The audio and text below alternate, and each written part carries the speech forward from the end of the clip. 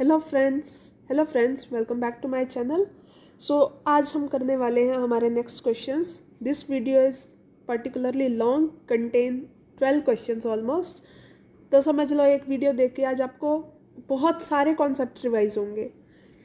इस आज वाली वीडियो में मेरे पास बहुत ही इजी क्वेश्चंस हैं, बट वो बहुत ही इम्पोर्टेंट भी हैं। ऐसे क्वेश्चंस जो अभी तक मैंने नहीं करवाए, और एज आई से कि वो वाले टॉपिक्स बहुत रेयरली देखने को मिलते हैं, बट स्टिल थोड़ा सा अगर आप क्वेश्चंस देख लोगे आप आज, तो आप उन टॉपिक्स को भी कवर कर पाओगे अगर वो क्वेश्चन पेपर में आ जाता है तो। एंड प्लीज़ आप लोग मेरे शॉर्ट्स भी देखते रहिए, शॉर्ट वीडियोस में जो डालती हूँ, क्योंकि उनके क्वेश्चंस इन वाले क्वेश्चन से डिफरेंट होते हैं। यहाँ पर आई ट्राई कि मैं न्यूमेरिकल बेस्ड क्वेश्चंस करवाऊँ, वहाँ पर थ्योरी बेस्ड क्वेश्चंस होते हैं, वहाँ पे फॉर्मूला शीट्स भी होती है शॉर्ट्स में। तो आपको दोनों ही बेनिफिशियल है, उन्हें प्लीज़ शेयर कीजिए, लाइक कीजिए, देखिए। कोई प्रॉब्लम हो तो बताइए मुझे। आज थोड़ा गला ख़राब है तो आवाज़ क्लियर ना हो तो सॉरी फॉर दैट। लेकिन अब तो क्या, आपको तो वीडियो ही देखनी है, आपको तो क्वेश्चंस ही देखने हैं। अब क्वेश्चंस को क्या है, खुद सॉल्व कीजिए पहले, फिर आगे सॉल्यूशन देखिए। पहले क्वेश्चन देखिए, स्टॉप कीजिए वीडियो, उसको सॉल्व करने की ट्राई कीजिए। अगर नहीं हो रहा है तो फिर देखिए ना आगे solution. Starting with question number 68 question said कि इसमें हमें एक वुड का राफ्ट लिया है। राफ्ट मतलब ब्लॉक लगा लो, गट्ठा लगा लो, कुछ भी वुड का लिया है। वो उसका मास है 120 kg। उसके हम ऊपर कितना वेट और डाले, कितना मास और डाले कि वो जस्ट सिंक कर जाए। मतलब वो अभी फ्लोट कर रहा है यहाँ ऊपर, उसके ऊपर कितना वेट डाला जाए कि वो जस्ट सिंक हो, मतलब उसका ऊपर वाला पार्ट हमें दिखता रहे फिर भी। So let's start. उसका वेट मास कितना है 120, डेंसिटी गिवन है, वॉल्यूम निकाल लेंगे। For raft to be just sink क्या होगा, जितना उसका वॉल्यूम है उसे उतना वाटर डिस्प्लेस कर देना चाहिए। तो वॉल्यूम जो वाटर को जो डिस्प्लेस होगा वो, और this is the density of the water. यहाँ से हम मास ऑफ वाटर निकाल लेंगे जो डिस्प्लेस होना चाहिए जब उसके अंदर वो लक्कड़ वाटर के अंदर चला जाएगा। तो हमें पता है, एक फॉर्मूला हमें बहुत अच्छे से पता है, density is equal to mass by volume. यहाँ तीनों में से दो गिवन हो तो तीसरा निकाल सकते हैं। यहाँ पे हमें डेंसिटी और वॉल्यूम गिवन है, सो यहाँ से हम मास ऑफ वाटर डिस्प्लेस निकाल लेंगे। This is 200 kg। 200 kg water displace हुआ है, मतलब कि 200 kg वेट उसके अंदर गया है पानी के, लेकिन 120 का तो ब्लॉक ही था और टोटल 200 गया है, तो बाकी कितना बचा 80 kg। मतलब हमें उस वुड के ऊपर 80 किलो और डालना पड़ेगा ताकि उसे डुबाया जा सके। सो this is the question.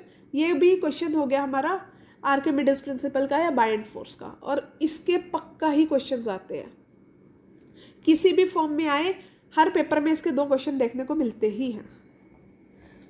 Moving to next question. This question sets कि हमारे पास एक चार्ज है क्यू, उसे हमने डिवाइड किया 2 पार्ट्स में। एक चार्ज रह गया क्यू, दूसरा रह गया क्यू माइनस स्मॉल क्यू। अब उन्हें कूलम्स फोर्स बतानी है उनके बीच में, सो दैट जो फोर्स हो वो मैक्सिमम हो। तो हमें क्यू बाय क्यू की रेशो निकालनी है। सिंपल। इसका पहले देखो, अब मैंने कोई भी आंसर यहाँ पे टिक नहीं किया है, so you can just solve and check whether your answer is correct और not. So let's start. Coulomb force कैसे निकालते हैं, फॉर्मूला ये होता है F is equal to K Q1 Q2 by R square. दोनों चार्जेस पुट कर देंगे Q and Q minus Q। ये हमारा बन गया फोर्स की इक्वेशन। हमने पढ़ा था +2 क्लास में एक चैप्टर मैथ्स में कि for any quantity to be maximum, अगर किसी भी फिजिकल क्वांटिटी को हमें मैक्सिमम वैल्यू देनी है तो उसका डेरिवेटिव विद रिस्पेक्ट टू जिसके रिस्पेक्ट में देनी है वो 0 होना चाहिए। सो यहाँ फोर्स की देनी है विद रिस्पेक्ट टू चार्ज, तो dF by D Q must be 0। यहाँ से F की वैल्यू है हमारे पास, dF बाई डी क्यू निकाल लेंगे, वो आ जाएगी Q माइनस 2Q। बाकी सब तो कांस्टेंट है, तो कांस्टेंट कंसीडर करो या ना करो, दैट डजेंट मैटर। यहाँ पर K और R कांस्टेंट है, तो इसको 0 के इक्वल पुट कर देंगे, तो हमारे पास रेशो आ जाएगी Q बाई क्यू की 2। Moving to next question. यहाँ पे एक वायर लिया है जिसे हमने शेप किया रेगुलर हेक्सागन में। ये प्रीवियस ईयर क्वेश्चन पे ही बेस्ड है। एक बार क्वेश्चन आया था यही सेम, यहाँ पर हेक्सागन के अलावा स्क्वायर लिया गया था। यहाँ पे डिफरेंस क्या हुआ, वहाँ स्क्वायर लिया गया था तो उसकी 4 इक्वल साइड्स थी, यहाँ हेक्सागन लिया है तो यहाँ 6 इक्वल साइड्स है। That's it. जिसकी साइड है 2 सेंटीमीटर की, जो करंट कैरी कर रहा है 2 एम्पियर का। तो हमें बताना है magnetic field at the centre of hexagon. उसमें सेम था, मैग्नेटिक फील्ड बताना था at the centre of square. तो मतलब ये क्वेश्चन किसी भी केस में आ सकता है, तो जस्ट देख लो कि कैसे सॉल्व होता है। Magnetic wire field due to straight wire, ये हमने बाइट-सवेट लॉ में पढ़ा था। इसका फॉर्मूला होता है ये याद रख लो फॉर्मूला। ये मैं 4-5 बार क्वेश्चन करवा चुकी हूँ, अब फिर से एक और बार करवा रही हूँ। मतलब अगर आप मेरे रेगुलर व्यूअर्स हैं तो आपको पता होगा कि ये क्वेश्चन मैं कितना ही रिपीट करवा चुकी हूँ। अगर आप न्यू है चैनल पे तो please go to the playlist and वहाँ से देखिए, मैंने सभी प्रीवियस ईयर सॉल्व करवाए हुए हैं। ये क्वेश्चन आपको 4 to 5 टाइम्स वहाँ पे मिल जाएगा, बट इन स्क्वायर फॉर्म। ये हेक्सागन है, यहाँ पे ए क्या दिया हुआ है 2 सेंटीमीटर, तो डी क्या हो जाएगा। Actually D is the perpendicular distance between the point and the wire, तो वो निकालना है यहाँ पे, वो ये हो गया √3/2a। θ1 और θ2 क्या हो जाएगा 30 डिग्री। कैसे, जो हमारा हेक्सागन बनेगा देखो यहाँ पे, इनके बीच में जो एंगल होगा वो 60 डिग्री के बनते हैं, ठीक है 60 डिग्री। तो यहाँ से जब ये जॉइन, देखो जब ये हेक्सागन बनेगा ना, हमें जब सेंटर पे निकालना है तो हम इसको एक स्ट्रेट वायर मान रहे हैं, यहाँ से यहाँ तक का डिस्टेंस ले रहे हैं। ये ए है तो ये कितना हो गया ए, तो ये निकाल लेंगे, ये क्या हो गया √3/2a। बाय इक्विलेटरल ट्रायंगल से निकाल देंगे इसका फॉर्मूला। और जो ये एंगल है ये 60 है, तो हाफ एंगल कितना होएगा हमारा 30 डिग्री। यहाँ पे पुट कर देंगे सभी की वैल्यूज़ पुट करने के बाद हमारे पास आ जाएगा B1 आ जाएगा। ये मतलब फॉर वन साइड, कितनी साइड है, अब आपके पास यहाँ कुछ भी गिवन हो, पेंटागन, हेक्सागन, स्क्वायर और ऑक्टागन, कुछ भी, उसके अकॉर्डिंग आप साइड डिवाइड कर लीजिए, multiply by 6 is for hexagon. यहाँ पे आंसर आ जाएगा आपका ये। So next question is question number 72। It says कि हमें रिलेटिव परमिएबिलिटी दी हुई है, दिस इज, हमें मैग्नेटिक ससेप्टिबिलिटी निकालनी है। बहुत इजी है, सिंपल है। थिंग इज फॉर्मूलाज ही नहीं पता, इसलिए जस्ट फॉर्मूला रिवीजन के लिए मैंने ये क्वेश्चन डाल दिया है। हमें म्यू आर की वैल्यू दी हुई है, तो ससेप्टिबिलिटी क्या होती है, mu R is equal to 1 + chi, मतलब ससेप्टिबिलिटी यहाँ से निकाल देंगे। So this is the answer. Next question, 2 या 3 क्वेश्चन डाले हैं मैंने, जस्ट कि आपको फॉर्मूलाज पता चल जाए इसके। क्वेश्चन नंबर 73 सेज कि relative permittivity and permeability ER and mu R दिए हुए हैं किसी सब्सटेंस के लिए, तो उनकी क्या वैल्यूज़ होनी चाहिए फ्रॉम द 4 ऑप्शंस कि वो एक डायमैग्नेटिक मटेरियल बन जाए। अब देखो, मैंने आपको पहले भी बोला था कि डाया, फेरो, पैरा, तीनों के बारे में थोड़ा थोड़ा पढ़ लेना।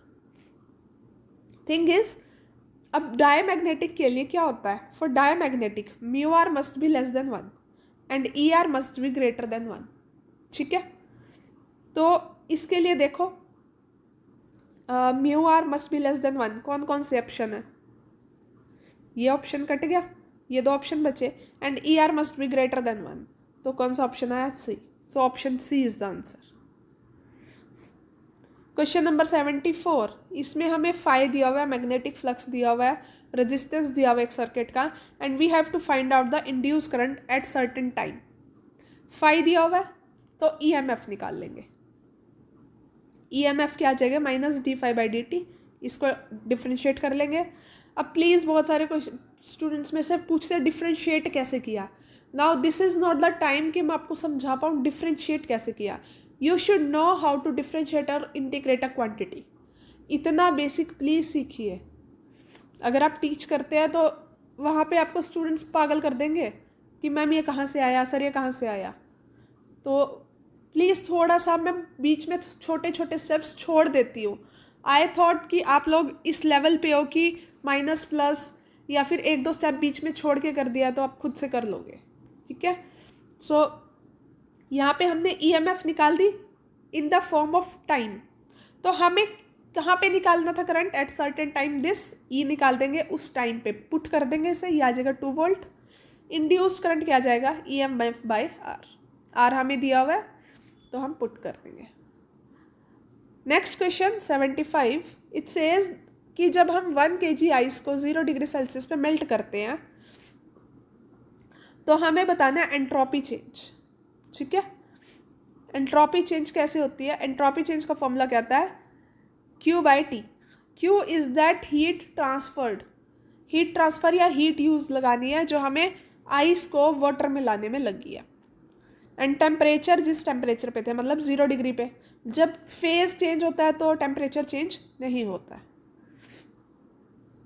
सो Q निकाल देंगे। Q क्या आ जाएगा? जब फेज चेंज होता है तो Q कैसे आता है? Mass into latent heat. Mass कितना दिया हुआ है? 1 kg। एंड लेटेंट हीट क्या होती है वाटर की? 80 कैलोरीज पर ग्राम। तो 1 kg को ग्राम में चेंज कर लेंगे, ये आ जाएगी हमारी Q। टेम्परेचर कितना दिया है? 0 degree Celsius, but temperature must be used in kelvin in this equation. ठीक है, तो 273 केल्विन आ जाएगा, डिवाइड करेंगे तो हमारे पास ये आंसर आ जाएगा। Question number 76 is a body in laboratory takes 4 minutes to cool from 61 to 59 degree if the laboratory temperature is 30 degree Celsius. की एक लैब में एक बॉडी है जो 4 मिनट लेती है 61 से 59 आने में टेम्परेचर।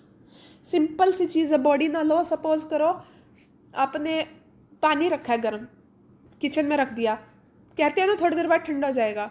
अब वो अमाउंट बताना आपको कितनी देर में पानी कितना ठंडा हो जाएगा, कितने डिग्री सेल्सियस, सीधा सा बात है। और हमें एनवायरनमेंट का टेम्परेचर भी दिया हुआ उन्होंने 30 डिग्री सेल्सियस। ठीक है, अब बताओ कि 51 से 49 आने में कितना टाइम लगेगा। एक सिंपल सी चीज़ बताती हूँ, जितना हाई टेम्परेचर होगा ना बॉडी का उतना जल्दी ठंडा होएगा वो। मतलब अगर इसे 61 से 59 आने में 4 मिनट लगे हैं ना, तो इसे 51 से 49 आने में इससे ज़्यादा ही टाइम लगेगा। तो 4 मिनट वाला ऑप्शन तो काट ही दो, ज़्यादा ही टाइम लगने वाला है क्योंकि ये टेम्परेचर ज़्यादा था और ये टेम्परेचर कम है। सेम सराउंडिंग्स की बात हो रही है, और जितनी सराउंडिंग ठंडी होगी उतना जल्दी ठंडा होगा। ये एक कॉमन चीज़ है, अगर आप चाहो तो बिना सॉल्व करे भी क्वेश्चंस आधे कर सकते हो, सिर्फ कॉमन सेंस लगा के। स्टिल अब इसको बताती हूँ कि सॉल्व कैसे करना है। This question is based on Newton's law of cooling. Newton's law of cooling में क्या आता है? dt/dk minus k T minus T naught. dt is that change in temperature. This dt represents to change in time. Minus k is the constant. T is the temperature जो आप initially ले रहे हो. T naught is the surrounding temperature. So यहाँ पर हम T को replace कर देंगे एवरेज से। ठीक है, क्योंकि दो टेम्परेचर्स हैं यहाँ पे। सो फर्स्ट केस में हमारा 60 से, फर्स्ट केस में क्या हो रहा है? टेम्परेचर कितना? 61 से, देखो यहाँ पे 61 से 59 आ रहा है, तो इसका एवरेज कितना आ गया? 61 प्लस 59/2 यानी 60 डिग्री। 60 माइनस 30, यहाँ से के की वैल्यू आ गई। सेकंड केस में एवरेज टेम्परेचर आ गया 50, डेल्टा टी क्या आ गया? 2 सेल्सियस, एंड टी नॉट क्या है? 30। मतलब बाहर का टेम्परेचर तो सेम ही है अभी भी, तो पुट कर देंगे 2 degree Celsius. G T minus के की वैल्यू सेम रहेगी क्योंकि सेम एनवायरनमेंट और सेम चीज़ों पे काम हो रहा है। 50 माइनस 30, तो यहाँ से सॉल्व करेंगे, डी टी की वैल्यू आ जाएगी 6 मिनट्स, यानी अब वो 6 मिनट में ठंडा होगा। नेक्स्ट क्वेश्चन, इसमें हमें दो वेक्टर्स दिए हुए हैं, बोला है this vector and this vector is perpendicular to A, then equation बतानी है। अगर कोई दो वेक्टर्स परपेंडिकुलर है तो उनका डॉट प्रोडक्ट 0 होता है। अगर कोई दो वेक्टर्स पैरेलल है तो उनका क्रॉस प्रोडक्ट 0 होता है। ये चीज़ याद रखना। तो फर्स्ट वेक्टर ये है और ये है, ये दोनों परपेंडिकुलर है तो इनका डॉट प्रोडक्ट क्या जाएगा? 0, इक्वेशन 1। दोनों ये भी परपेंडिकुलर है तो इनका भी डॉट प्रोडक्ट 0 जाएगा, तो ये आ जाएगी दिस इक्वेशन। ए बाहर निकाल देंगे, तो या तो अब ए तो 0 होने से रहा, क्योंकि अगर हमारा ए 0 हो गया तो क्वेश्चन ही कहीं और चला जाएगा। So this must be 0। यहाँ से cos थीटा की वैल्यू आ गई। अब हम निकालेंगे आर की वैल्यू, आर का मैग्नीट्यूड। किसी भी चीज़ का मैग्नीट्यूड कैसे निकालते हैं? A square plus B square plus 2ab plus cos theta. So ऐसे आ जाएगा r इजिकल टू बी। यहाँ कॉस थीटा की वैल्यू पुट कर दो। मैं इसे सॉल्व नहीं कर रहा है, सॉल्व आपको रिटर्न में दिया हुआ है तो खुद ही पढ़ के समझ लेना। क्वेश्चन नंबर 78, यहाँ बोला है ए और बी दो वेक्टर्स हैं सच दैट ए का मैग्नीट्यूड दिया हुआ है, बी का मैग्नीट्यूड, और ए क्रॉस बी दिया हुआ है, तो ए और बी के बीच का एंगल निकालना है। क्रॉस प्रोडक्ट का फॉर्मूला क्या होता है? ए का magnitude multiply B magnitude and sine theta, and theta is the angle between A and B. ये दिया हुआ है हमें। किसी भी वेक्टर का मैग्नीट्यूड तो निकालना आता ही है, 3 का स्क्वायर, 2 का स्क्वायर, 6 का स्क्वायर। इसका दिया हुआ है मैग्नीट्यूड, बी का मैग्नीट्यूड दिया 7, साइन थीटा निकालना है। सबको पुट कर देंगे तो साइन थीटा आ जाएगा 1/2।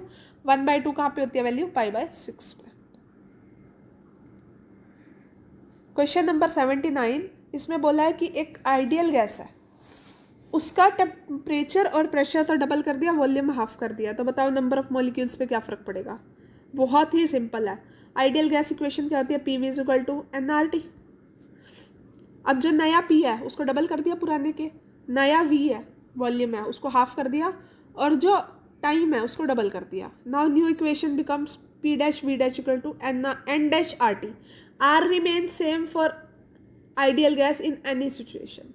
सो इनकी वैल्यूज पुट कर देंगे, आ जाएगा। और PV क्या होता है हमारा? nRT। पुट कर दो, कट हो गया, n' आ गया n/2, यानी number of malls become half. Question number 80, last question of the video, but इसके बाद 20 क्वेश्चंस और करवाने हैं मुझे। थिंग इज, अगर मुझे टाइम नहीं मिलता, क्योंकि ये फेस्टिव सीजन चल रहा है, तो घरों में बहुत सारी चीज़ें फेस्टिव्स होते हैं, तो रेगुलर वीडियो नहीं हो पाती, बट आई ट्राई कि जब भी टाइम मिले तो कि वीडियो में बहुत सारे क्वेश्चंस हों। अब ये क्वेश्चन दो तरीक़ों से हो सकता है, बहुत सिंपल है। इसमें 3 टेम्परेचर दिए हुए हैं, A B C, 12, 19 और 28।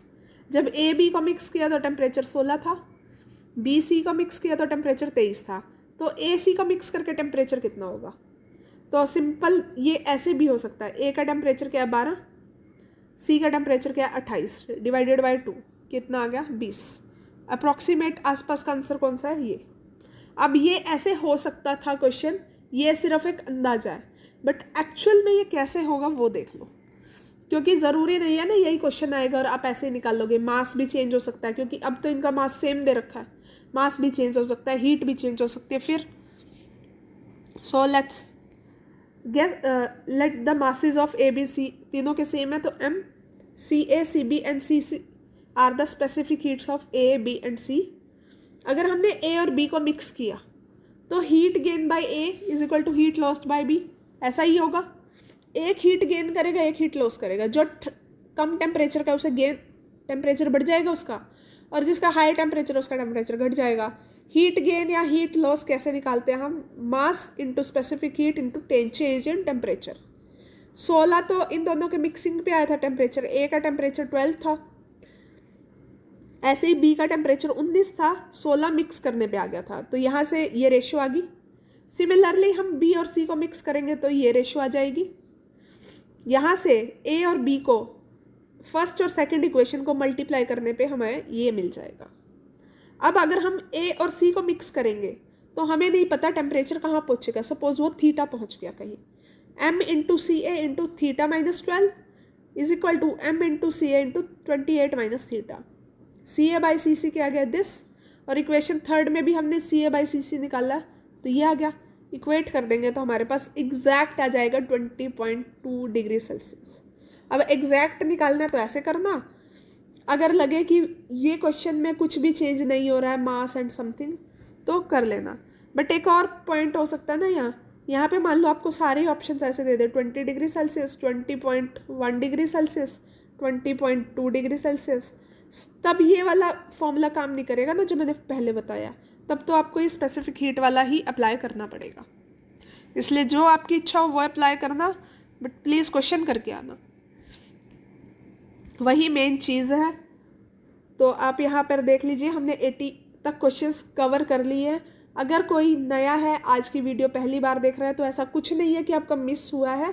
गो टू द प्लेलिस्ट सेक्शन, वहाँ पे प्लेलिस्ट में है हमारी एक फिजिक्स की series, HTET series for important questions, वो देख लीजिए, आपको वहाँ सारे क्वेश्चंस मिल जाएंगे, आपकी कंप्लीट रिवीजन हो जाएगी। इनफैक्ट आई सेड कि हफ्ता पहले तो आप बस सारे क्वेश्चंस एक बार देख लीजिए। 2 या 3 दिन में मैं 100 क्वेश्चन वाली पूरी ही सीरीज़ अपलोड कर दूंगी एक और वीडियो में, तो आपके 100 क्वेश्चन हो जाएंगे। अगर यहाँ से भी कॉन्सेप्ट छूट गए ना तो फिर तो क्या ही कह सकते हैं। और वैसे भी इतना वास्ट सिलेबस है, इतने वाइड क्वेश्चंस आते हैं, तो कोई कुछ नहीं कह सकता, हर बार कुछ नया लाना है इन्हें। तो थैंक यू सो मच। आपको वीडियो अच्छी लगी तो प्लीज़ लाइक कीजिएगा, कोई प्रॉब्लम है please use the comment section, और मैं हर एक का रिप्लाई करती हूँ, ये आपको पता ही है। तो प्लीज़ हेजिटेट मत कीजिए, कुछ भी पूछना तो आप पूछ सकते हैं। And share this video with your friends. Thank you so much.